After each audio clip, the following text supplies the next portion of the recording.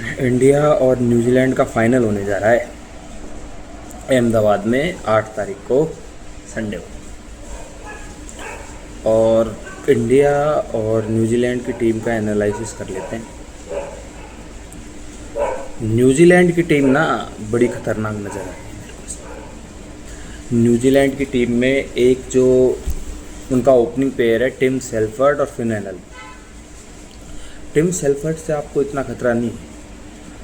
Tim सेल्फर्ड अगर शुरुआत में आउट भी नहीं हुआ तो वो स्पिनरों पे फंस जाता है, स्पिनर उसको आउट कर लेंगे।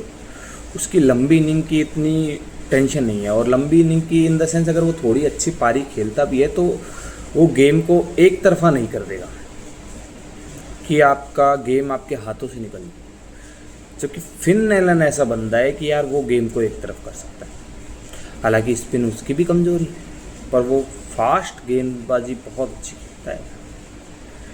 अब उसके सामने यार, अब बुमराह तो 1 या 2 ही ओवर डाल सकता है ना, मैक्सिमम 2 डाल देगा। और मेरे को जहाँ तक लगता है बुमराह को तो 1 ही ओवर डलवाएंगे। अगर अनटिल एंड अनलेस अगर भारत की पहले गेंदबाजी आती है तो बुमराह 2 ओवर करेगा।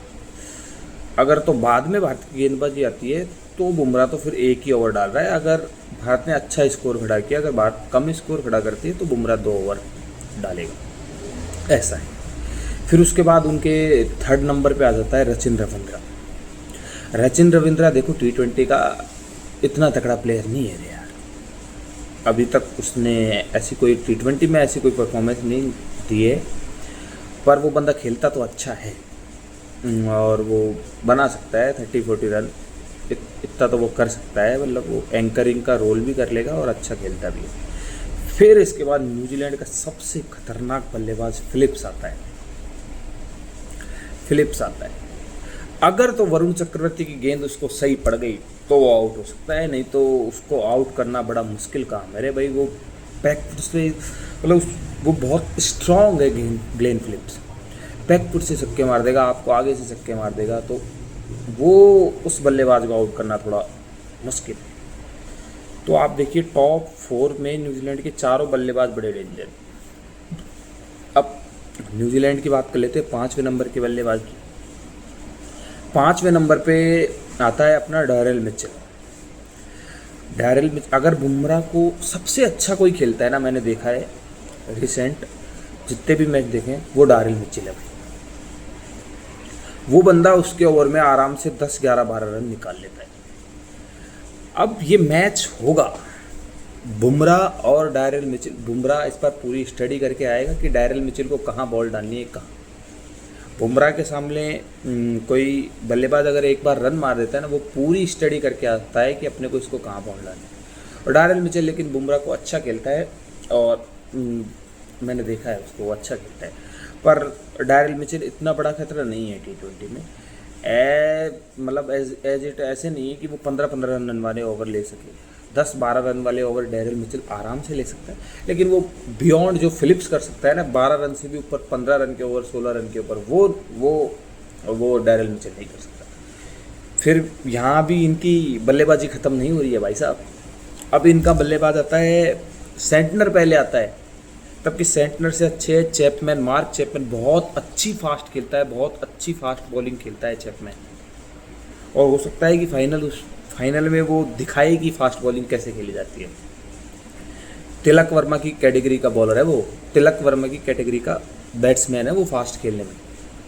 अगर तो उसकी बैटिंग न्यूजीलैंड ने अच्छे खासे रन लगा रखे फिर आई, तो वो बहुत अच्छी फास्ट बॉलिंग खेलता है। और अगर जल्दी आ गए तो फिर इंडिया वाले इनके डंडे उखाड़ देंगे। फिर उसके बाद देखिए आप जिमी नीशम आता है। जिमी नीशम का ये है कि वो बहुत फाइटर बंदा है। हालांकि इतनी कोई फॉर्म लगी हुई नहीं है और इतना कोई सच इतना कोई डेंजरस बंदा नहीं है, लेकिन डेंजरस है भी एक तरीके से देखा जाए। उसने प्राइम जोफ्रा आर्चर को सुपर ओवर में 2019 के वर्ल्ड कप में छक्का मार दिया था। उस टाइम पे जोफ्रा आर्चर का इतना हवा बना हुआ था कि भाई यार उसने जोफ्रा आर्चर को छक्का कैसे मार दिया। और मैं खुद जो उस मैच को देख रहा था शॉक में था कि भाई हाउ कैसे पॉसिबल है। जोफ्रा आर्चर की गेंदें विकेट पे लग के छक्के पे जाती थी, इतना हुआ था उसका 2019 के वर्ल्ड कप में। तो जिमी नीशम थोड़ा फाइटर बंदा है और भला ऐसे आसानी से गिव अप नहीं करता है।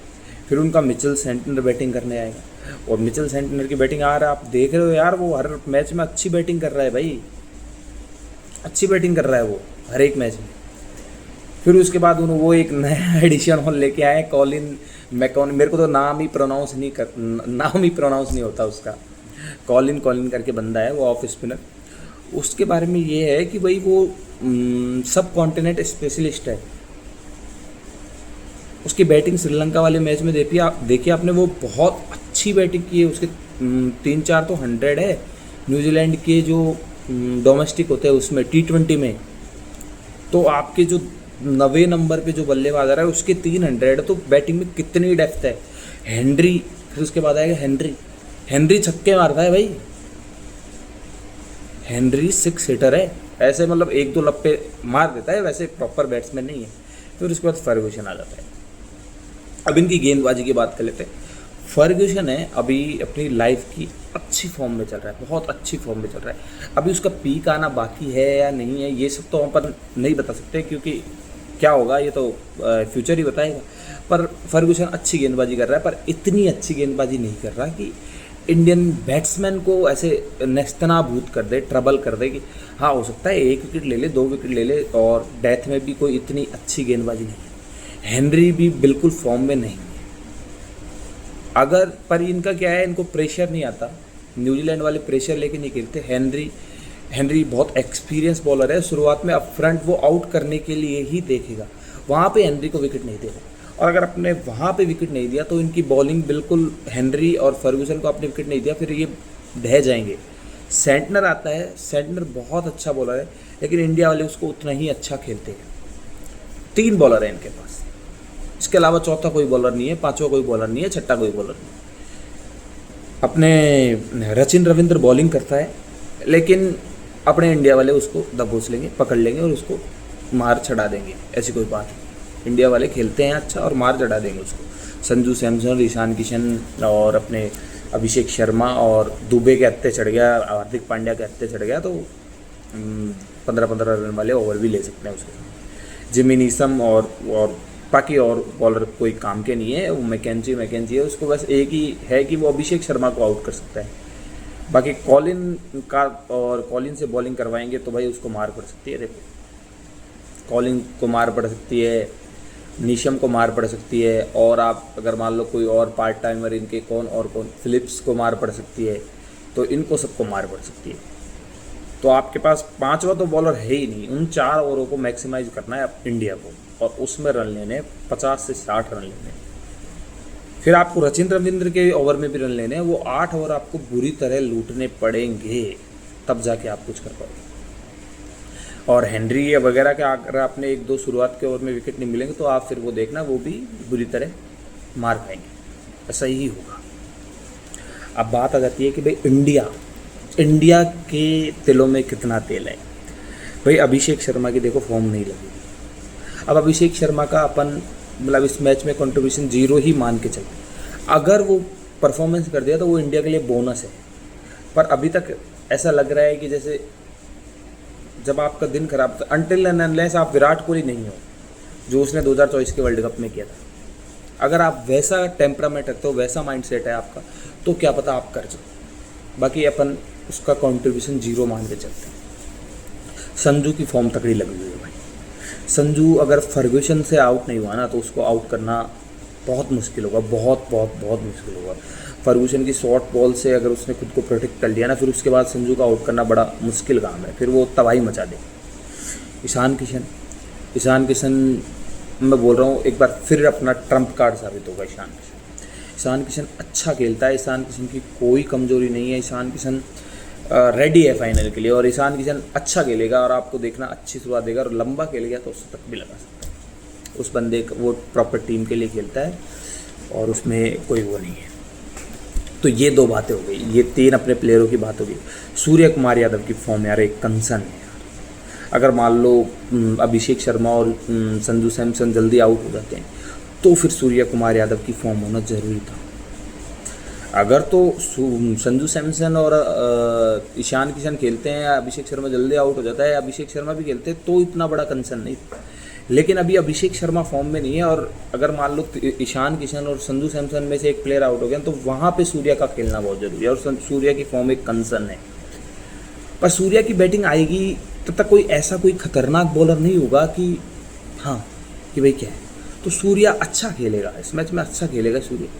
फिर उसके बाद दुबे है, अपने दुबे आउटस्टैंडिंग है भाई दुबे, और दुबे सबको मारेगा। दुबे ये न्यूजीलैंड वाले मैच में सब बॉलरों को मारेगा, सब बॉलरों को मारेगा। एक फर्ग्यूसन है, उसको थोड़े बहुत कम रन पड़ सकते हैं, बाकी दुबे सबका अच्छा खासा हिसाब कर देगा भाई। फिर अपना आ जाता है हार्दिक पांड्या, कहने की कोई ज़रूरत ही नहीं है भाई, बंदा मतलब कोई फर्ग्यूसन हो, कोई सेंटनर हो, कोई कुछ ही हो, कॉलिन वॉलिन को तो ऐसे हवा में उड़ा देगा वो। ये रचिन रविंद्र सामने आ गए भाई, वो मार देगा भाई। दुबे स्पिनर को मार देगा, नीशम को भी मार देगा, और हेनरी को भी मार देगा। लेकिन थोड़ी दिक्कत है कि दुबे को अभी तो यार दुबे ने अपना गेम बहुत इम्प्रूव किया है, पर फिर भी अपन एक सेफ ये लेके चल रहे हैं कि भाई चलो दुबे वो नहीं कर पाए। हालांकि दुबे ऐसा कुछ नहीं है कि फर्गूसन को 6 नहीं मार सकता, और अच्छा खेलेगा दुबे, ऐसी कोई दिक्कत नहीं है। दुबे अपना बहुत एक्सपीरियंस प्लेयर हो गया है अभी, और दुबे को करना पड़ेगा और कर भी रहा है। और हार्दिक पांड्या की तो कोई बताने की ज़रूरत नहीं है, वो तो मारेगा भाई, वो तो मारेगा, और वो रेडी बैठा है, और वो अभी तक उसका 30-40% ही पोटेंशियल यूज़ किया। अगर उसने मारा अपने असली पोटेंशियल पे खेला, तो भाई इंडिया का स्कोर कल, और अच्छी पाटे वाली विकेट है, तो भाई आप देखना कि भाई तो वो पाटे वाली विकेट होगी और उसमें सही शुरुआत मिल जाती है, तो भाई 300 लगा देंगे इंडिया वाले। फिर उसके बाद अपना आ जाता है अक्षर पटेल। अक्षर पटेल एज ऑलवेज हमेशा शानदार है। तिलक वर्मा रह गया बीच में, तिलक वर्मा का रोल जो तिलक वर्मा को दिया गया है उसमें बिल्कुल फिट इन होता है, और उस बंदे की भी अगर बैटिंग आएगी तो वो बंदा भी अच्छा परफॉर्म करके देगा। उस बंदे की एक ही प्रॉब्लम है, और उसको अपने इम्प्रूव करना पड़ेगा। स्पिन प्ले एक बड़ा कंसर्न है, और उसको इम्प्रूव करना होगा। अब तो खैर इस मैच में तो क्या ही इम्प्रूव करे, अब तो उसकी बैटिंग लास्ट ओवरों में ही आने वाली है, पर आईपीएल में जब भी मौका मिले उसको अपनी स्पिन बल्लेबाजी को इम्प्रूव करना होगा। तो ये हो गया, फास्ट बॉलिंग वो अच्छी खेलता है, और बापू अपने दोनों चीज़ें अच्छी खेलता है, स्पिन फास्ट सब कुछ अच्छी खेलता है। उसका रोल यही रहेगा कि अगर मान लो इंडिया की लास्ट बैटिंग आती है, कुछ 10-20 रन बचे हैं, 25-30 रन बचे हैं चेज करने में, तो वो करवा देगा आराम से। तो ये हो इंडिया की बैटिंग, ये होगी। गेंदबाजी बुमराह का कोई तोड़ नहीं, अपन बुमराह 4 ओवर का डिफरेंस करके दे रहा है अपने को। न्यूजीलैंड के बैटर्स थोड़े से मजबूत लग रहे हैं, पर फॉर्म को देखते हुए अभिषेक शर्मा की फॉर्म आ गई तो अपने और उनके बैटर लगभग सेम है। उल्टा उसमें तो अपने को एज है, क्योंकि अपने पास हार्दिक पांड्या भी है, एक डेंजर बल्लेबाज, उसमें अपने को थोड़ा एज भी है। लेकिन अगर अभिषेक शर्मा की फॉर्म नहीं है तो वो न्यूजीलैंड की बैटिंग थोड़ी स्ट्रॉन्गर लग रही है। पर लेकिन इंडिया की गेंदबाजी के सामने न्यूजीलैंड की बैटिंग क्या करेगी, ये बात है। और न्यूजीलैंड की वीक बॉलिंग के सामने इंडिया की बल्लेबाजी क्या करेगी, ये न्यूजीलैंड की गेंदबाजी वीक है, और इंडिया की बैटिंग अभी प्रॉपर फॉर्म में नहीं, और यही चाहिए इंडिया की बैटिंग को कि वीक गेंदबाजी, और वो वीक गेंदबाजी न्यूजीलैंड की है। और अगर अपन ने शुरू में विकेट नहीं खोए तो अपन बड़ा स्कोर बनते हुए देख रहे हैं। और फिर अर्शदीप सिंह है, अर्शदीप सिंह बहुत अच्छा बॉलर है, बहुत क्वालिटी बॉलर है, और आप देखना अर्शदीप सिंह ये मैच में कुछ ना कुछ करेगा। बाकी वरुण चक्रवर्ती भी बहुत अच्छा बॉलर है, बहुत शानदार बॉलर है, लेकिन अभी उसके दिन खराब चल रहे हैं और मार खा रहा है, तो अपन उसको यही लेके चलते हैं कि मार खाएगा वो। अक्षर पटेल एक एक्सपीरियंस बढ़िया अच्छा शानदार बॉलर है, और वो अच्छी गेंदबाजी करेगा, आप देख लेना। फिर उसके बाद आ जाता है हार्दिक पांड्या का। यार हार्दिक पांड्या ने हमेशा क्लच सिचुएशन पे किया ही है, तो इंडिया की यार बॉलिंग तो शॉर्ट लग रही है मुझे, और इंडिया को बस शुरुआत में विकेट नहीं गिरने देना है, और बस कुछ बॉलर जैसे अभिषेक शर्मा को, कॉलिन को बस उस पर मार दे अभिषेक शर्मा। फिर उसके बाद सब शॉर्टेड है, सबको फिर ख़त्म कर देंगे, इंडिया किल कर देंगे मैच।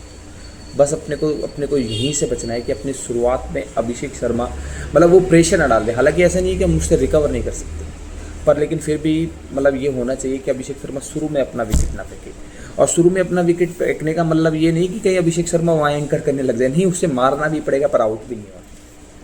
तो ऐसे करके दोनों टीम को देखते हुए और कंडीशन वगैरह सबको देखते हुए टीम इंडिया फार स्ट्रॉन्ग है, पर लेकिन न्यूजीलैंड की बैटिंग भी यार कम है, तो मैच तो घमासान होने वाला है और इंग्लैंड से टफ टक्कर देंगे अपने को। इंग्लैंड के पास एक दो बॉलर अच्छे थे, आदिल रशीद ने गेंदबाजी अच्छी की और विल जैक्स अच्छा कर गया। अब न्यूजीलैंड के पास भी एक ऐसा गेंदबाज है सेंटनर, अच्छी गेंदबाजी करेगा, वो ऐसे नहीं कि आपको 4 ओवर में 64 मारने देगा, पर फिर भी आपने उसके 4 ओवर में 40 तो ले सकते हैं, जैसे आदिल रशीद के मिली। तो ऐसे करके इंडिया को यहाँ पे अगर शुरुआत में विकेट ना गिरे और थोड़ी सी शुरुआत अच्छी मिल जाए तो आप देखेंगे पावर प्ले में भी 80-85 रन बन रहे हैं और टीम इंडिया 300 क्रॉस कर रही है। जो 300 की बात हो रही है ना, वो लग रहा है अगर अभिषेक शर्मा शुरू में अच्छा खेलता है तो आएगा 300 इंडिया बनाएगी भी। और अगर चेज हुआ तो चेज में क्या है, इंडिया को अगर चेज में इंडिया की बैटिंग आती है तो चेज में एडवांटेज ज़्यादा रहे। एक तो थोड़ा अहमदाबाद का ड्यू का भी सीन रहता है, प्लस क्या है कि फिर इंडिया मैच को किल करने जाता है। शुरुआत में जब गेंदबाजी करता है ना, इंडिया मैच को किल करने जाता है। जब शुरुआत में गेंदबाजी होगी तो आप देखेंगे कि जसप्रीत बुमराह और अर्शदीप सिंह दोनों गेंदबाजी करेंगे अप फ्रंट और वहाँ विकेटें गिरेंगी। और अगर मान लो एक दो विकेट गिर गई और अब वरुण का बॉल सही जगह पे गिरने लग गया तो मैच किल हो जाएगा वहीं। ये 3 बॉलर अगर अपनी फॉर्म में खेल गए ना, जो इनकी असली रियल पोटेंशियल है, बुमराह तो अपने पोटेंशियल पे ही खेल रहा है। बुमराह का पोटेंशियल मतलब हाई लेवल है, मतलब बहुत ज़्यादा है, उस पर ही खेलता रहता है हमेशा। अर्शदीप सिंह और वरुण चक्रवर्ती अपने पोटेंशियल पे खेल गए तो ये मैच किल कर देंगे भाई, किल कर देंगे और अपन आसानी से जीत जाएंगे उस मैच को। फिर पता चले अपने को 160-70 का स्कोर मिल रहा है और अपन आसानी से चेज कर पाए। तो फाइनल तो बड़ा मज़ेदार होने वाला है और मज़ा आएगा। बस आज 6 तारीख हो गई है और कल का दिन है, परसों के दिन 7 बजे मैच चालू हो जाएगा और इसी तरह बेहतरीन एनालिसिस आपके लिए लाते रहेंगे। चैनल को सब्सक्राइब कर लीजिए और वीडियो को यार कम से कम लाइक तो कर दो यार।